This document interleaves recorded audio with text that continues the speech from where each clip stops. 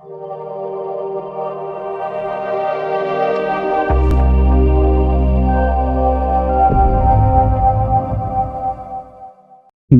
राजस्थान के YouTube channel में आपका हार्दिक स्वागत है। अपने जूनियर अकाउंटेंट टीआरए की परीक्षा के लिए राजस्थान सेवा नियम का अध्ययन कर रहे थे, जिसमें अपना टॉपिक चल रहा है अवकाश के प्रकार, जिसमें अपने नियम संख्या 92 तक पिछली क्लास में अध्ययन कर लिया है। अब अपने बात करेंगे नियम 93 की। क्या कहते हैं, जो नियम 93 है वो अर्ध वेतन अवकाश एवं रूपांतरित अवकाशों की देयता के संबंध में है। इसके अनुसार एक राज्य कर्मचारी प्रत्येक पूर्ण वर्ष की सेवा पर 20 दिन का अर्ध वेतन अवकाश पाने का हकदार होगा। एक राज्य कर्मचारी को प्रत्येक पूर्ण वर्ष की सेवा पर 20 दिन का अर्ध वेतन प्राप्त होगा। कर्मचारी को अर्ध वेतन अवकाश चिकित्सा प्रमाण पत्र या निजी कारणों से स्वीकृत किए जा सकते हैं। जो अर्ध वेतन अवकाश है वो किन प्रकार के से स्वीकृत किए जा सकते हैं? चिकित्सा प्रमाण पत्र तथा निजी कारणों के आधार पर स्वीकृत किए जा सकते हैं।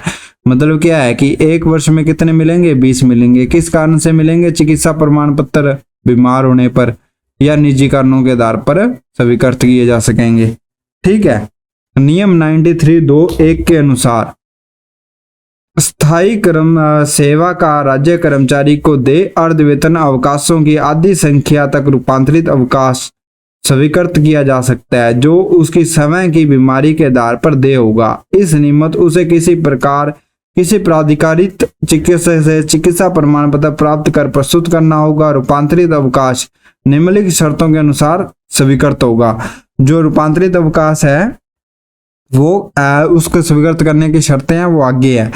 मतलब एक स्थायी कर्मचारी को उसके अर्ध वेतन अवकाशों की आधी संख्या तक रूपांतरित अवकाश अपनी समय की बीमारी के आधार पर स्वीकृत करा सकता है। इसके लिए कर्मचारी को एक जो सक्षम चिकित्सक है से उसे रोग प्रमाण पत्र सिकनेस सर्टिफिकेट प्राप्त कर प्रस्तुत करना होगा। रूपांतरित अवकाश है जो उसको स्वीकृत कराने की शर्तें क्या है? जब रूपांतरित अवकाश स्वीकृत किया जाए तो उसकी एवज में दुगुनी संख्या में अर्ध वेतन अवकाश लेखे से कम कर दिया जाए। मतलब कि जितने दिन का क्या कहते हैं अवकाश स्वीकृत किया जाएगा उसकी एवज में दुगुनी संख्या में अर्ध वेतन अवकाश लेखे से कम किए जाएंगे।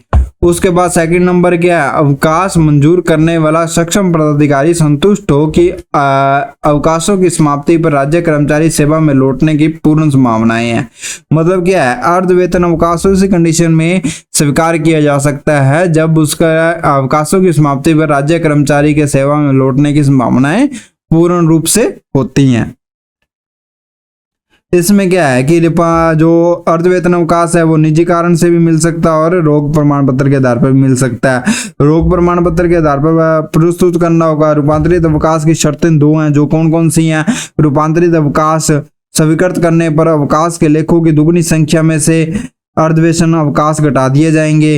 अवकाश स्वीकृतकर्ता अधिकारी को इस बात से संतुष्ट होना चाहिए कि अवकाश समाप्ति पर उस कर्मचारी को सेवा पर पुनः उपस्थित होने की समानता पूर्ण है। उसके बाद आता है नियम 93(2) सेकंड के अनुसार यदि ऐसा अवकाश किसी अनुमोदित पाठ्यक्रम के लिए चाहा जावे अथवा अवकाश स्वीकृत करने वाला प्राधिकारी ऐसे पाठ्यक्रम को सार्वजनिक हित में प्रमाणित कर दे तो एक समय में अर्धवेतन अवकाशों को में से 180 दिन के अर्धवेतन अवकाशों को प्राधिकृत चिकित्सक के प्रमाण पत्र के बिना ऐसे रूपांतरित अवकाशों को से स्वीकृत किया जा सकता है। मतलब इसका क्या कहते हैं? 180 दिन के अर्धवेतन अवकाशों को एक समय में चिकित्सक के प्रमाण पत्र के बिना भी सार्वजनिक हित में अनुमोदित पाठ्यक्रम के लिए स्वीकृत किया जा सकता है। मतलब कि ऐसा पाठ्यक्रम का अध्ययन जो कि अपनी सेवा के लिए अति आवश्यक है और सार्वजनिक हित में है, ठीक है, तो उसके लिए अपने को अर्धवेतन अवकाशों में से 180 दिन के अवकाश मिल सकते हैं। नियम 97(3) के अनुसार रूपांतरित अवकाश पर एक अधिकारी को अवकाश वेतन उपार्जित अवकाश के समान ही देय होता है। नियम 97(1) के अनुसार कोई अधिकारी अर्ध वेतन अवकाश पर हो वह अवकाश वेतन के रूप में उस वेतन के समान अवकाश प्राप्त करने का अधिकारी है जो अवकाश पर प्रसार करने से पूर्व के दिन प्राप्त कर रहा था। नियम 97(2) के अनुसार 59,000 से अधिक रुपए से अधिक अवकाश वेतन प्राप्त नहीं कर सकेगा। यह राशि वित्त विभाग की अधिसूचना क्रमांक जो है 30 अक्टूबर 2017 द्वारा 1 अक्टूबर 2017 से निर्धारित की गई है। इस पूर्व यह राशि 23,000 थी। नियम 97(2) के अनुसार 59,000 तक की अधिकतम राशि की सीमा निम्न मामलों में लागू नहीं होगी। यदि अवकाश चिकित्सा प्रमाण पत्र के आधार पर लिया गया है, किसी अध्ययन के अनुमोदित पाठ्यक्रम को पूर्ण करने के लिए अवकाश अध्ययन शर्तों के अलावा अन्य प्रकार से लिया गया हो। ठीक है। क्या कहते हैं, अदेय अवकाश नियम 93(3) के अंतर्गत है। नियम 93(3) के अनुसार सरकारी कर्मचारी को सेवानिवृत्ति से पूर्व के अवकाशों के मामलों में छोड़कर स्थायी सेवा के राज्य कर्मचारी को निम्नलिखित शर्तों पर अदेय अवकाश स्वीकृत किया जा सकता है। किसी स्थायी कर्मचारी को अदेय अवकाश स्वीकृत किए जाने वाली शर्तें जो हैं वो इस प्रकार से हैं।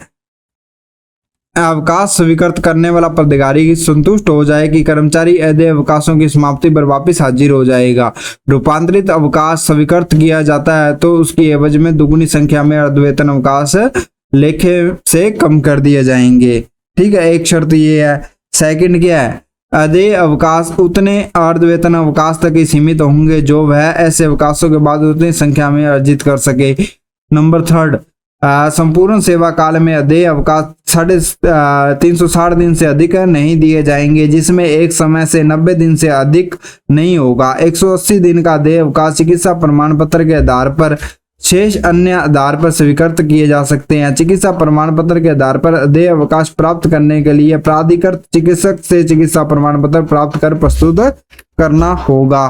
उसके बाद है अदेय अवकाश स्वीकृत किए जाने पर कर्मचारी को अर्धवेतन अवकाशों के खाते से नामे लिखे जाएंगे। उनका समायोजन ऐसे कर्मचारी द्वारा भविष्य में अर्जित किए जाने वाले अर्धवेतन अवकाशों से किया जाएगा। मतलब अदेय अवकाश जो स्वीकृत किए जाएंगे उसकी शर्तें जो हैं वो इस प्रकार से हैं।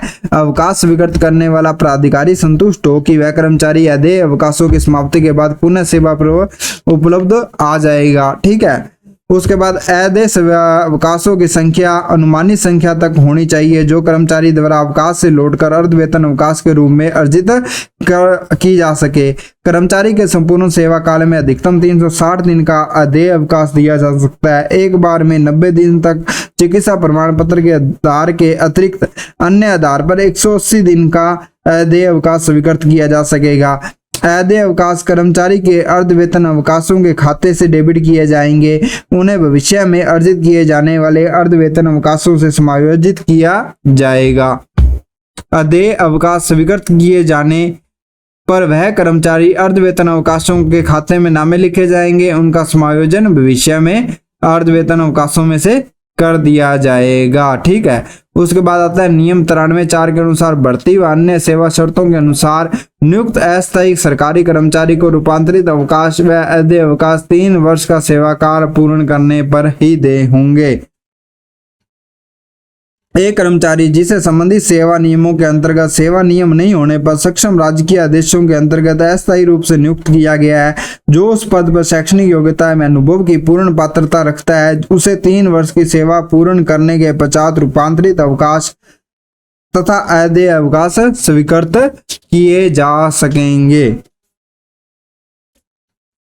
नियम 93(5) के अनुसार यदि किसी सरकारी कर्मचारी को रूपांतरित अवकाश या अदेय अवकाश स्वीकृत किया जाए और वह सेवा में रहते हुए मृत्यु हो जाए, वह राजस्थान सेवा नियम पेंशन जो नियम 1996 की नियम 35 के तहत असमर्थता आधार पर सेवानिवृत्ति कर दिया जावे या नियम 53 के अनुसार अनिवार्य रूप से सेवानिवृत्त कर दिया जाए तो उसे अवकाश वेतन संबंधी कोई वसूली नहीं की जाएगी। ऐसी वसूली बनती हो अन्य सभी मामलों में जैसे सेवा से त्याग पत्र देने, स्वेच्छा से सेवानिवृत्ति प्राप्त करने, सेवा से निष्कासित करने, बर्खास्त करने आदि मामलों में अवकाश वेतन की वसूली अवश्य रूप से की जा सकेगी।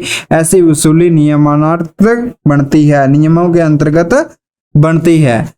नियम 97(1) के अनुसार कोई अधिकारी अदेय अवकाश पर हो, वह अवकाश वेतन के रूप में उस वेतन के समान वेतन प्राप्त करने का प्राधिकारी है जो वह अवकाश प्रस्ताव करने से पूर्व के दिन प्राप्त कर रहा हो।